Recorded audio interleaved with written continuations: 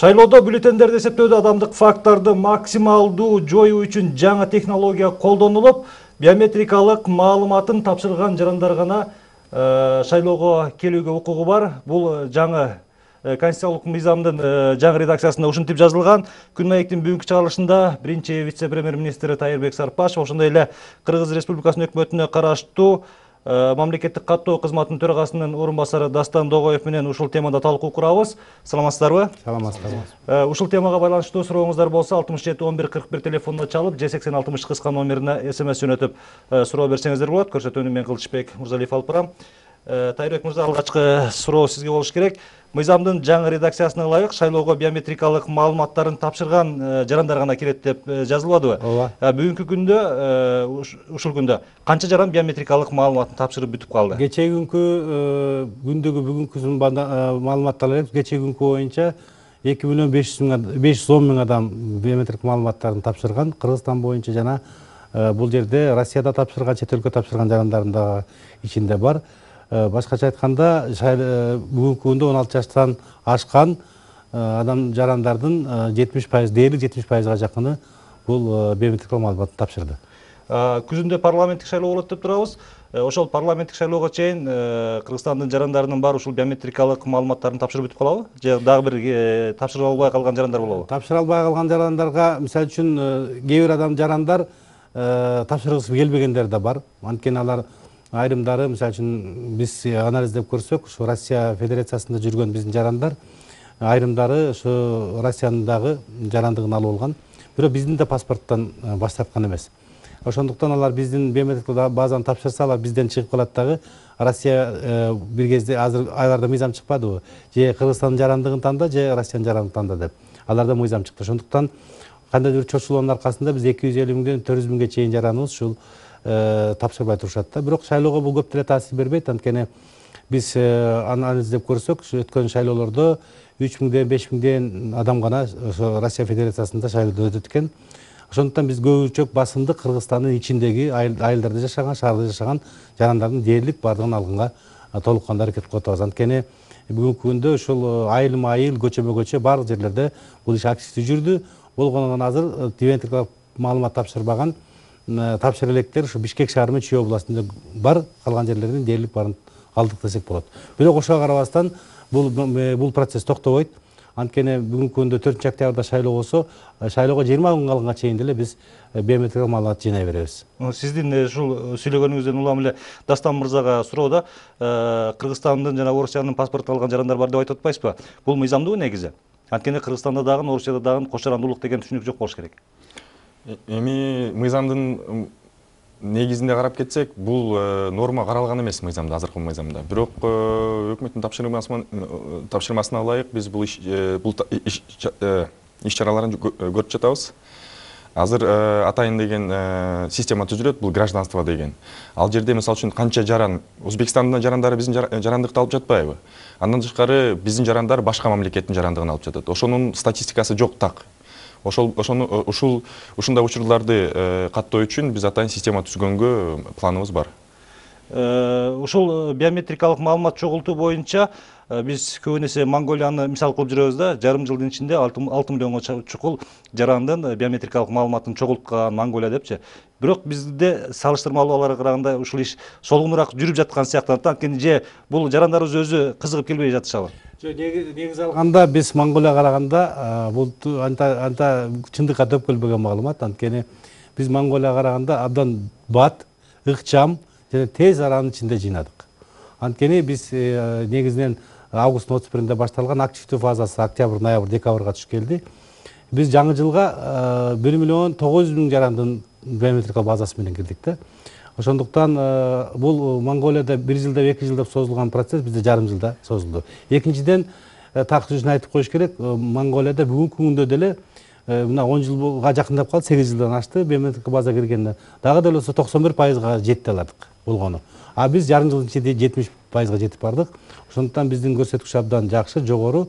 Анткени биз биометрикалык базаны баштаардан мурда Монголиянын тажрыйбасын, анын кемчилдигин да эсепке алдык. Эмне үчүн аларга, анткени алардын аябай чачыраны жашагандыгы бир жагынан тоскоолдук болгон. Ошондуктан Монголияга салыштырганда биздин процесс тездик менен жүрдү. Мындан ары улана берет, бул процесс токтобойт. Ушул биометрикалык маалымат шайлоо демекчи, биз ушул темада конституциялык мыйзамдын жаңы редакциясына ылайык кыска сюжет даярдаган элек. Алгач ошо телекөрүүчүлөргө дагы түшүнүктүү болуш үчүн ошол сюжетке кезек берсек, маегибизди анан улантабыз.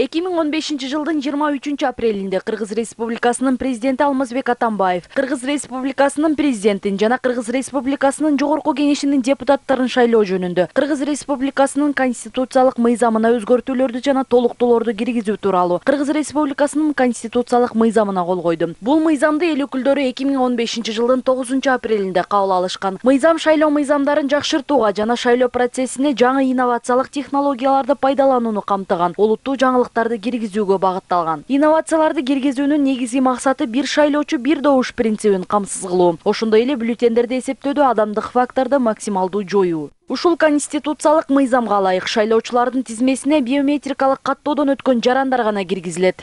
Шайлоочулардын тизмесин түзүү укугу Кыргыз Республикасынын өкмөтүнө караштуу мамлекеттик каттоо кызматына берилет. Компьютердик базадагы биометрикалык маалыматтар менен шайлоочунун манжаларынын тактары, жеке маалыматтарды салыштыруу жолу менен гана шайлоочуга добуш берүүгө жол берилет. Шайлоочунун инсандыгын ырастоочу документ катары Кыргыз Республикасынын жаранынын паспорту же жалпы жарандык паспорт колдонулат. Добуш берүү үчүн автоматтык эсептөөчү урналар орнотулат. Добуш берүүчү жайлар монитор жана башка зарыл болгон жабдуулар менен камсыз болот. Ушул видеону улайлы, Дастан мырза, сизге суроодо биометрикалык маалыматын тапшырган, бирок паспортун жоготуп алган жарандар шайлоого катыша алабы? Жок, бул жаңы ошол редакциядагы мыйзамдын биринчи нормасы шайлоо участкасына ар бир шайлоочу өз паспорту менен келиш керек. Бул ID карта же жарандык жалпы паспорт. Ушул темада дагы маек курабыз. Азыр түз байланышта телекөрүүчүбүз бар экен, суроосун угуп алсак. Саламатсызбы? Өзүңүз тааныштырып сурооңузду берсеңиз болот. Саламатсыздарбы? Саламатсызбы? Мынау биометрикалык шайлоо деп айтып атасыздар. Угулуп атабы? Угулуп атат. Катуураак сүйлөсөңүз? Ошо биометрикалык шайлоо канчалык деңгээлде ишенсек болот? Мисалы үчүн Монголияны айтып атасыздар. Анан кийин өткөндө жакында эле Нигерияда тукулум чыкты ошо биометрикалык шайлоо боюнча.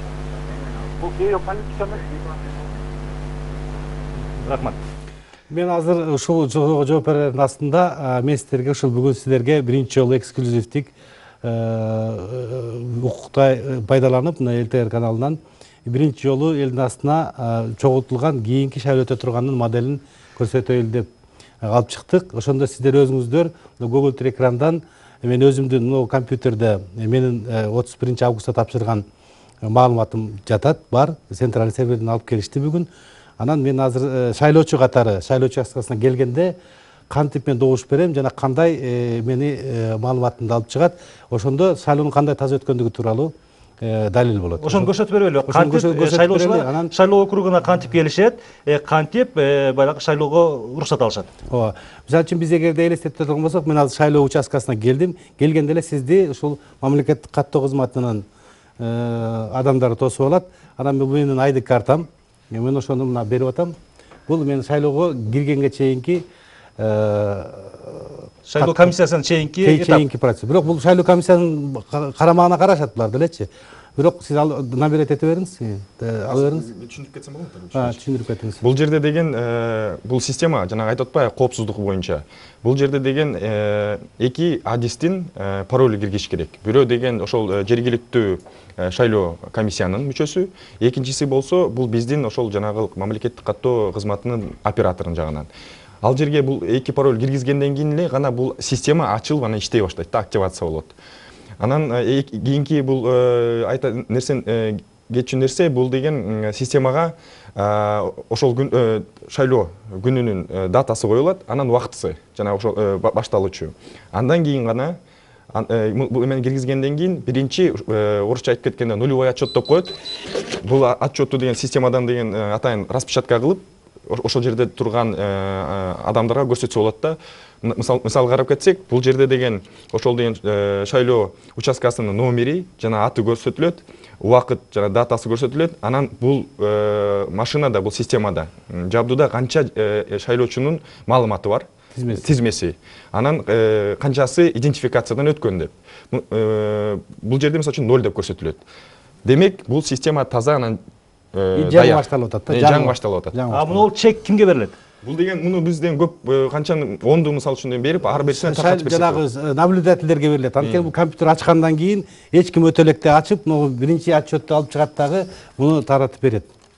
Бир нече экземпляр. Ана бул жерде эч ким өтө эле канча шайлоочунун тизмеси бар, бул жерде көрсөтүлөт, кайталаштын кереги жок. Эми шайлоо участкасына мен келдим, система ачылдыбы? Ооба, ачылды. Анан мен шайлоочу катары келип, мына мен паспортумду бердим, оператордун кийинки действиясы. Андан кийин оператор паспортты алгандан кийин бул системага деген жанагы жеке идентификациялык номерин киргизет. Киргизгенден кийин системада деген Тайырбек Шекеевичтин жеке маалыматы жана сүрөтү чыгат.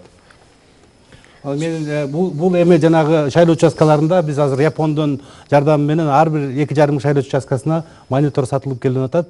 1-августка чейин келет.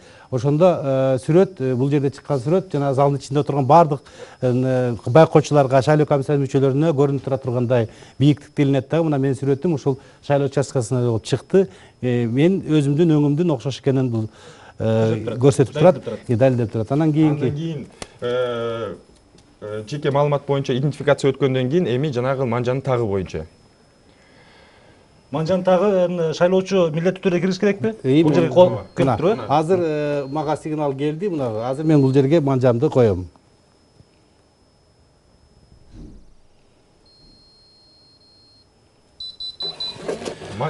Идентификация өткөндөн кийин мына менин колумда менин атым, фамилиям жазылган, квитанция чыкты.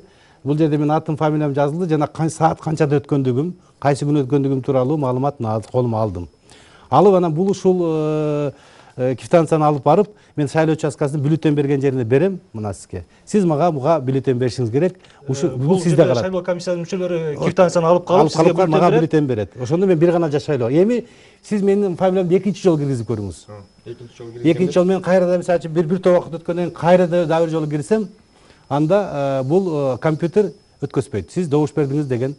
Ошону көрбөйлүбү процесси? Бул жактан монитордон чыгып калат, чыгып калды маалымат. Сиз деген уже идентификациядан өттүңүз, аты жөнү жазылат, анан фотографиясы чыгат. Менин фотографиям, сүрөтүмдө чыгат да, сиз шайлоодон эртең менен 8:15 өткөнсүз деп чыгып калат. Ошондуктан мен бир гана жолу шайлоодон өткөнгө мүмкүнчүлүгүм бар. Бул жерде мурдагыдай айткандай, карусель же болбосо бир шайлоочу эки жолдан добуш бергенге таптакыр мүмкүн эмес. Карусель учурунда мындай болуп жүргөн да, жалаң эле мен эки жолу кирбесте, мисалы үчүн бир шайлоочу башка шайлоо участкадан да келип берген учурлар болгон. Эгерде сиздин ID картаңыз жаныңызда болуп азыр берсеңиз, сизди айтат, сиз бул участокто жоксуз деген мониторго чыгат дагы, ошондуктан сизди шайлоого киргизбейт. Мына ушундай өзгөчөлүктөр бар дагы. Бир адам бир гана жолу кире алат, экинчи жолу киргенге мүмкүнчүлүгү жок. Мына сиздерге бүгүнкү күндө ушул айтып кетчү нерсе, мына 17 майда бизде Кыргызстанда 15 айыл өкмөтүндө шайлоо өтөт, жергиликтүү кеңештерге. Ошо жергиликтүү кеңеш боюнча бул жерде мына отчеты чыкты. Мына мен эми кечинде баары бүткөндөн кийин шайлоо участкасынын номери жазылды. Анан бир адам өттү. Мына бир адам өттү. Ошо менен компьютер жабылат кечки саат 8-де өзү автоматтык түрдө жабылат. Канча киши өткөнүн анан баарды чыгарат дагы, анан ошол жерде баардык наблюдательдерге, байкоочуларга мынча шайлоочу өттү деп, мисалы үчүн 500 шайлоочу өтсө 500 деп чыгарып берет. Демек биздин жана бюллетендердин саны 500 болуш керек дагы, анан жанагы ящиктин ичине түшкөн бюллетендердин саны 500 болуш керек. Ошондо гана шайлоо так өттү деп эсептелет. Мына ушундай система менен каралат. Андан сырткары дагы бир өзгөчөлүк, эми бул жерде Борбордук шайлоо комиссиясындагы жанагы автоматтык түрдө эсептей турган ящиктер бар. Ал Южный Кореядан келип атат. Ал дагы мына 17 майда болот, аны апробация кылабыз. 3 шайлоо 3 айыл өкмөтүндө биз толук колдонобуз. Биринчи бул тест түрүндө. Тест түрүндө 3 шайлоо округунда, Таласта Бакыян айыл өкмөтүндө, Жайыл районунда Кызылдыйкан айыл өкмөтүндө жана Кара Суу районунда Сары Колот айыл өкмөтүндө 3 жерде ушундай толук кандуу биометрикалык маалыматты каттап, ал жерде бүгүнкү күндө иштеп атат. Биометрикалык базаларга кирген адамдарды киргизип, анан шайлоо толук кандуу ушул кандай күзүндө шайлоо өтө турган болсо ошондой өткөзө турган кылып даярданып атат. Ошондуктан ошол жерде мына бүгүнкү күндө ушул шайлоонун аягында ушул адамдардын саныга чыгат дагы бул отчет кетет. Башкача айтканда башында бир отчет кетет, нулевой деп коет, ачылганда 0 киши өттү деген. Анын эң аягында наблюдательге дагы бир жолу берилет. Мынча киши өттү деп. Ошондуктан бул жерде таза, ачык, айкын, бардыгы көрүнүп тура, күзгүдөй болуп көрүнүп тура турган системаны мына бүгүнкү күндө даярдап атабыз. Негизи системаны даяр десек болот. Эми болгону гана биз эми мына Япония тараптан 6 миллион доллар берип атат бизге оборудованияга грант түрүндө. Корея берип атат, ошонун негизинде бюджетте да салынган акчаларыбыз бар. Мунун бардыгын колдонуу менен биз ушул күздө келаткан октябрдагы шайлоону толук кандуу биометрикалык маалыматты колдонуу менен таза айкын өткөзгөнгө толук кандуу мүмкүнчүлүгүбүз бар. Эми бул бюллетень алганга чейинки процесс. Бюллетень алып туруп шайлоочу бюллетень алды, кирди. Аны деген жанакы автоматташтырылып эсептей турган бюллетень баягы урналарды алабыз деп атпайбызбы? Эми ал бюллетендердин санын гана эсептейби же ким канча добуш берген, кимге добуш бергенин дагы эсептеп чыгарабы? Эсептейт. Аны дагы дароо эсептейт. Анан салгандан кийин дароо чыгарат санын, кайсы партия канча добуш алды, ошол жерден эсептеп чыгарып берет. Бирок биз жолкуда бардыгы тең саясий күчтөр дагы бул автомат болгондон кийин жаңылып калышы мүмкүн деген бүдөмөгөй, элде эч кандай бир бүдөмөгөй калбасын деп бүткөндөн кийин сөзсүз түрдө ачып эсептей турган жагындагы карап атат. Сөзсүз түрдө биринчи автомат эсептеп бүтөт, ал централдык борбордук серверге кеткенден кийин деле кайра ачып туруп эсептеп, эгерде айырма чыгып калса анда оригиналы жана чыккан бюллетендердин саны эсептелген саны протоколго жазыла турган болду.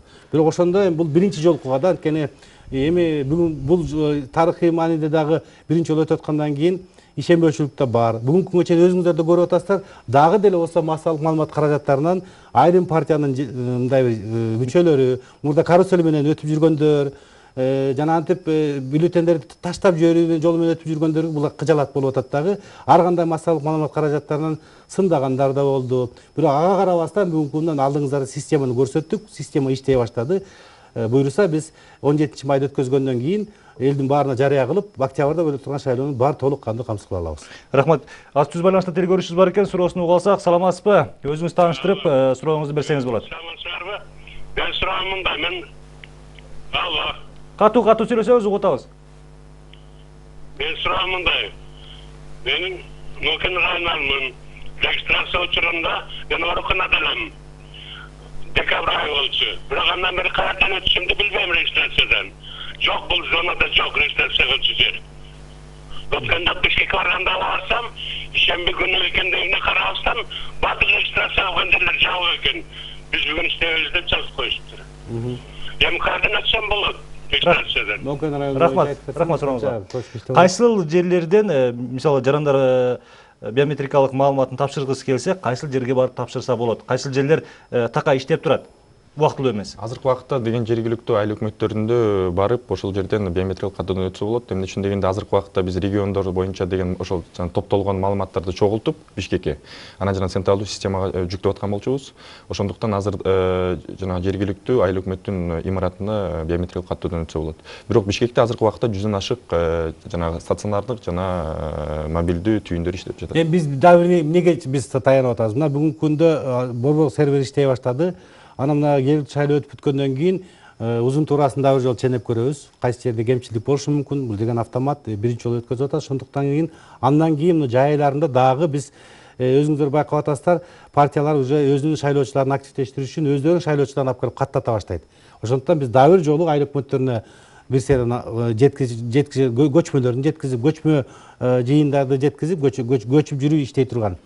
Ошонун баардыгын биз камсыз кылабыз дагы, шайлоочуларга ылайыкташтыра турган кылып дагы бир жолу биз бир айлык, 2 айлык бир жумалыктарды жарыялап, массалык маалымат каражаттары аркылуу берип, биз ушул шайлоо башталганга 20 күн калганга чейин биз жыйнап кете беребиз. Дастан мырза, бизге телегөрүүчүлөрдөн SMS суроо келип атат. Мен Тажикстандан көчүп келген этникалык кыргызмын дейт. Кыргызстандын жарандыгын кантип алсам болот дейт. Ал жерде деген бул маалымат боюнча эсли калтырып кетсе биз деген тактап менен маалымат ошол жаранга биз маалымат жарандык боюнча өзүнүн жарандык комиссия бар да. Ошол комиссияга өзүнүн немесин берет, документтерин тапшырат. Ал жерде комиссия карайт дагы, ылайык деп тапса, бул эми мамлекеттик каттоо кызматынын процедурасы эмес. Буларга жарандык алгандан кийин президенттин указы чыккандан кийин булар каттай баштайт. Булар каттоочу орган. Ал эми жарандык берүүнүн процедурасы бир аз өзгөчөлөнгөн, ал башкача процедура менен жасалат. Ошондуктан ал ушул президенттин алдындагы комиссияга кайрылып, өзүнүн жарандыгын алуу боюнча ниети менен кайрылса, ал өзүнүн тиешесинде мыйзамдарга каралган талаптар менен кабыл алса болот. Рахмат, түз байланышта телекөрүүчүсү бар экен, суроосун угуп алсак. Саламатсызбы? Өзүңүз тааныштырып сурооңузду берсеңиз болот. Саламатсыздарбы? Угуп атабыз, сурооңузду бериңиз. Саламатсыздарбы? Саламатсызбы. Мен Жалал-Абад областынан звонок кылып жатам. Тайырбек Сарпашевка суроом бар эле. Бериңиз. Өзбекстандан келген жарандар бар. 2010-жылы кайрымдуу паспорт алышкан болчу. Айта бериңиз. Ошолор биометриялык немеден өтпөй калышкан. Ошолорго жардам берип кое аласыздарбы? Эгерде сиздер түшүнүктүү болду, рахмат, сурооңузга мен түшүндүм. Жанагы кайрымдуулук паспорт деп атат, эми бул кандайдыр бир убактылуу берилген күбөлөндүрүүчү документ болсо керек. Сиз эгерде толук кандуу шайлоого катышам десеңиз, жана мындан ары толук кандуу Кыргызстанда болгон укуктарга ээ болом десеңиз, жанагы мен жогоруда айтып өткөн бардык процедура сактоо менен Кыргызстандын жаранын алууга мыйзам жол берет, бирок анын өзүнүн бир убактысы, жанагы чектөөлөрү бар. Ошого дал келсе, сиз жарандыгын алгандан кийин толук кандуу сиз бардык мамлекеттин жараны катары шайлоого гана эмес, бардык социалдык гарантияларга ээ боло аласыз. Дагы бир телекөрүүчүбүздөн СМС суроо келди. Ноокат районунун Көкбел айылынын тургуну экен. Катчынын айынан ушул айылдан 300 адам тизмеге кирбей калды дейт. Биз сотко берип укугубузду коргосок болобу деген суроону берип атат. Тизмеге кирбей калган деген мындайда биз азыр көп жерлерде каттаган өткөзүп атабыз. Каттоо тизмеси дагы кезинде абдан мындай бир айыл өкмөттөрүнүн шайлоосу болуп аткан убакта шаарда жашаган балдардын деле башкаларын алып келип эле айыл өкмөттө өзү айыл өкмөт болуп калайын деп туугандарын каттап берген учурлар болгон экен да. Азыр мына тизме тазаланып атат, аябай тазаланып атат. Анткени ГРС система чогулган система менен борбор шайлоо комиссияда отургандар экөө биргелешип иштеп атышат, биргелешкен комиссия түзүлгөн. Тизме аябай так түзүлөт азыркыда. Анткени айрым жерлерде шайлоочулар 10 жыл мурда кетип калган экен. Дагы эле шайлоо тизмесинде жүрөт. Көчүп кеткен адамдар эле тизмеде жүрө берген. Башка адрес. Буларда болсо адресин регистр деген бар. Кайсы жерде жаран жашап атат, ошол сыяктуу булар борбор серверге салып элеп атпайбы? Электен адамдар 2 жолу өткөндөр бар экен айрым жерлерде. Бир аэропорттон бир жолу өтүптүр, анан айыл өкмөт органда бир жолу өтүптүр. Алардын баардыгы борбор серверге келгенде эленип атат. Ошондуктан 300 адам эгерде тизмеде жоп болуп калса, бул жолку кайсы адам тизмеге кирбей калат? Эгерде биометрикалык маалымат жок болсо, биздин система окубайт, ошондуктан кире албайт. Башка учурларда бул адам жарандар тизмеге киргенге укугу бар, биз каттаганга милдеттүүбүз. Эгерде биометрикалык базасы болуп туруп катталбай калса, анда сот жолу менен эмес, бизге кат жүзүндө кайрылсаңыздар биз тактап беребиз. Кимге кайрылыш керек? Кимдер? Мамлекеттик каттоо кызматына кайрылсаңыздар болот. Булар дароо сиздерге оперативдүү түрдө, же болбосо мамлекеттик каттоо кызматынын райондук өкүлүнө кайрылсын. Ошол жердегилер биз ошол жерден тактап билип алабыз. Рахмат. Дастан мырза, сизге суроо ушул эле маселени улайда. Кыргызстандын айрым жарандары Советтер Союзунун учурундагы паспорт менен жүрөт. Кээ бирөөлөрү жанагы 94-жылкы үлгүдөгү паспорт менен жүрөт. Ошол жарандар ушул биометрикалык маалыматты тапшырганга же шайлоого келгенге укуктуубу? Мүмкүнчүлүгү барбы? Же милдеттүү түрдө паспортун жаңылаш керекпи? Ал жарандар деген биометрик каттоодон өтүп атышат. Биометрик каттоого катышуу үчүн эч кандай бир тоскоолдуктар жок. Ал паспорттар менен бирок шайлоого катышуу үчүн ал паспорттарды алмаштырыш керек. Азыр өкмөттүн чечимине ылайык биз ал паспорттарды бекер алмаштырып беришибиз керек деп. Рахмат. Түз байланышта телекөрүүчүбүз бар экен, суроосун угуп алсак. Саламатсызбы? Өзүңүз тааныштырып сурооңузду берсеңиз болот. Угуп атабыз сизди. Алло, саламатсызбы? Саламатсызбы? Саламат. Алло. Угуп атабыз, сурооңузду берсеңиз болот. Мен ошо Тайырбек мырзага суроом бар эле. Угуп атам. Сурооңузду бере бериңиз. Кыргызстандын көптөгөн жарандары Россияда мигрант болуп жүрүшөт иштеп. Ошолордун көпчүлүгү депортация болуп, Кыргызстандан эптеп эле ийнисинин же болбосо карындашын ошо тууган уругунун атынан өзгөртүп фамилияларын. Айта бериңиз. Россияда жүрөт. Ошолор кандай жолдо немеден өтүшөт. Рахмат. Бул биометрикалык системанын уникалдуу жагы ушул. Мисалы үчүн мындай окуялар bizde болуп атат. Аны албетте жөнсү башында эле айтып кетти. Айрым убактарда Россиядан депортация болгондо мурда мисалы үчүн фамилия атасы чоң атасы фамилиясын алып жүргөн болсо, кийин атасынын атын алып уулу кылып барган учурлары болуп атат. Кайрадан паспорт алып, андай алардын Россия система бул депортациялардын тизмесине кирбей калат да. Ошондуктан ошондой учурлар болуп жүргөн экен. Бирок биометрикалык системанын бир жакшы жери, ал фамилиясы 10 жолу алмаштырса десе манжасы ошол бойдон калат. Көздүн карайы ошол бойдон калат. Анын сүрөтү ошол бойдон калат. Биометрикалык сүрөткө тартып атпайлы. Ошондуктан 10 жолу документ алган адам деле биздин система бир адам болуп түшөт. Ошондуктан биз жанагы тазаланып атат деген ошода. Анткени бунун көп жакшы жагы бар. Бул биометрикалык маалыматты чогултканда ушул 2-3 документ алган адам деле бир адам болуп түшөт дагы, мамлекеттин документтери дагы, көптөгөн жарандыктар дагы иретке келет. Ошондуктан биз ушуну жасап атабыз. Бул кылмыштуулук менен күрөшкөнгө да чоң жардам берет. Бул кылмыштуулукту тапканга да чоң жардам берет. Эгерде бирөөнүн бир манжасы бул жерде калып кала турган болсо, ошонун кылмыш жеринде булар системага заказ берет МВД. Булар ошо кимдин манжасы экенин тастыктап бере турган система болот. Алар дароо эле кимге тиешелүү экенин таап чыгат. Ошондуктан бул биздин терроризм менен күрөшүүгө дагы жана ошондой эле Монголияда да система бар. Жакындан баштап былтыр эле бир эле жылдын ичинде 500 миңге жакын справканы адамдар, жарандар барып терминалдардан алышты.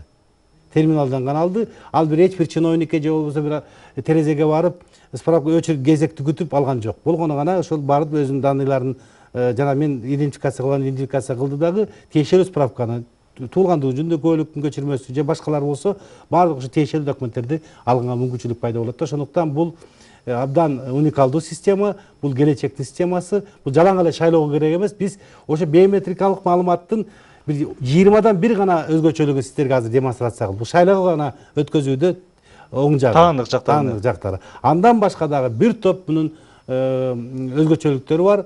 Салык системасын жөнгө келтирүүгө, адамдардын кыймылсыз мүлктөрүн жөнгө келтирүүгө, иретке келтирүүгө баардыгына жардам берет. Ушул биометрикалык маалыматтарды алуу шайлоого канча күн калганга чейин жыйналат? 15 күн калганга чейин. Эми бизде шайлоо учурунда жарандардын добушун алыш үчүн үйлөрүнө чейин баягы урналарды көтөрүп барып добуша атпайбы? Эми биометрикалык маалыматтарды жыйноодо баягы ооруп жаткан, сыркоолоп жаткан же болбосо кырсыктаган адамдардын үйүнө барып маалыматтар чогултулабы? Ал андай болот, андай кылып атабыз. Бизде эле жанагы мүмкүнчүлүгү чектелген адамдар боюнча үйүнө чейин барып жыйналып аткан учурлар болуп атат. Ал процесс уланат. Анткени айрым убактарда үйүндө болгон учурлар болуп атат. Муну биз мезгил менен улам көчмө аппараттар менен барып алып атабыз жерлерден. Паспорту жок жарандар биометрикалык маалыматты тапшыра албайт, ошол эле убакта шайлоого келе албайт, туурабы? Туура. Дагы бир кошумча катары, мисалы үчүн деген ошол сиз айтып кетпедиңизби, жана больницада отурган ошо биздин жанагы шайлоочулар үчүн алар ошо шайлоо күнүнө бир күн мурун атайын мобилдүү группалар болот. Алар ошо бул оборудованияны алып алып, жана урна менен добуш бергенге мүмкүнчүлүктөр түзүлөт. Ошол биометрикалык маалыматын тапшырганга жетишпей калган жарандардын шайлоо учурунда конституциялык укугу бузулбайбы? Эми бул көп адамдар айтып жүрүшөт, шайлоого келиш үчүн да өзүңдүн сизде чектөө бар да. Мына сиз 18ге чыкмайынча шайлоого катыша албайсыз. Бул чектөөбү? Чектөө. Эгерде сиз жарандык болбосоңуз, Кыргызстан жараны болбосоңуз же документиңиз жок болсо, сизге чектөө коюлат. Жалаң эле шайлоого эмес, сизге башка дагы мамлекеттик каттоо кызмат, каттоодон же болбосо башка бир услугалардан баш тартылат. Ошондуктан бул кээ бирлер конституциялык укукка деп бир кандайдыр бир аракет кылышып, ушул биометрикалык базаны кандайдыр бир четке түрткөнгө аракет кылган күчтөр болуп атат, бирок конституция өзү да чектөө. Мыйзамдар да өзү чектөө. Анткени бул эреже. Кандайдыр жалпы жарандардын, Кыргызстан жалпы жарандардын укугун коргош үчүн айрым жарандарга чектөө киргизилет. Бул 20-статьяда жазылган Конституциянын. Ошондуктан сиз армияга барууга милдеттүүсүз. Сиз деген салыкты төлөгөнгө милдеттүүсүз. 63 жаштан баштап же 61 жаштан баштап сиз пенсияга чыкканга укуктуусуз. Ушунун баардыгы тең чектөөлөр киргизилет. Сиз 61ден мурда чыга албайсыз.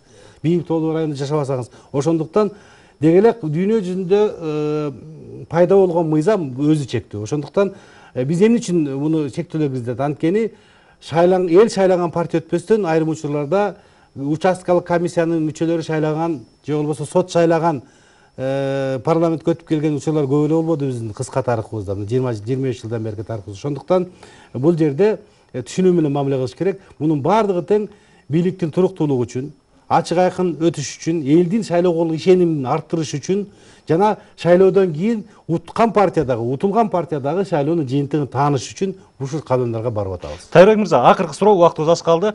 Элден суроо келип жатат да, кызыгып жатышат. Ушул биометрикалык маалыматтарды жыйноого, ушундай аппаратураларды сатып алганга канча каражат келди деген? Эми негизинен биз биометрикалык базаны жыйнаганга, аппараттарды алганга былтыркы бюджеттен 260 миллион сом акча бөлүнгөн жыйнаганга. Ал эми шайлоо өткөзгөнгө ал өзүнчө жанагы мен айттым, эл аралык донорлордон демократияны өнүктүрүү үчүн көп жардамдар келип атат. Ошону алкаганда биз бир топ маселелерди чечип алабыз. 260 миллион сом бөлүнгөн. Бирок элестетип көрүңүз, эгерде шайлоонун акыркы Кыргызстандагы революциянын экөө тең ушул шайлоонун аркасынан чыкты. Анткени элдин бийлик бурмалап өткөзгөн шайлоонун айынан ушул калыссыздыкка чыдабастан мамлекет канчалаган, мен башынан айтканда бир 5 миллион доллардын айласында акчада, мамлекет үчүн көппү жазбы? Стабилдүүлүк, мамлекеттин бийлигин легитимдүүлүгү алдагынча кымбат. Ошондуктан 260 миллион сом бул системаны жыйнаш үчүн, жалаң эле шайлоо үчүн кеткен жок, дагы бир жолу айтам. Бул функциясы абдан көп. Ошон үчүн булга биз барганыбыз туура болду, жана туура чечим болгон. Эми ушул шайлоо темасынан эле улансак, акыркы суроодо дагы баягы автоматтык түрдө эсептөөчү урналарды, дагы башка жабдыктарды алып келип орнотуш үчүн, таза шайлоо өткөрүш үчүн канча каражат керек? Анын булактары дайынбы? Анын булактары дайын. Бүгүнкү күндө ошол Корея койка деген Кореянын өкмөтү аркылуу 5-6 миллион доллар келип атат. Бул жанагы көктөрдү алганга. Андан сырткары мына сиз айткан мына бүгүнкү күндө сиздерге демонстрация кылган бизде 950 комплект бар да, дагы 3000 комплект алышыбыз керек. Ага Япон өлкөсү жардам берип атат гранттык негизде. Анан бизге калган акчалар уюштуруу маселелерине эле калат. Ошондуктан көп деле акча талап кылынбайт. Калгандарын бюджетте сөзсүз түрдө мамлекет өзү шайлоо өткөзүп аткандан кийин, бийлик бутактарын калыптандырып аткандан кийин сөзсүз түрдө бул бюджетте каралган акчаны алкагында иштейбиз. Рахмат келип бергениңиздер үчүн. Урматтуу телекөрүүчүлөр, биз бүгүнкү Күн маектин чыгарылышында бир шайлоочу бир добуш деген теманын алкагында маек курдук. Көрсөтүүнүн коноктору менен дагы бир жолу тааныштырып кетейин. Кыргыз Республикасынын өкмөтүнүн биринчи вице-премьер-министри Тайырбек Сарпашев, ошондой эле өкмөттүн мамлекеттик каттоо кызматынын төрагасынын орун басары Дастан Догоев. Көрсөтүүнү мен Кылычбек Мырзалиев алып бардым. Амандыкта жолугалы.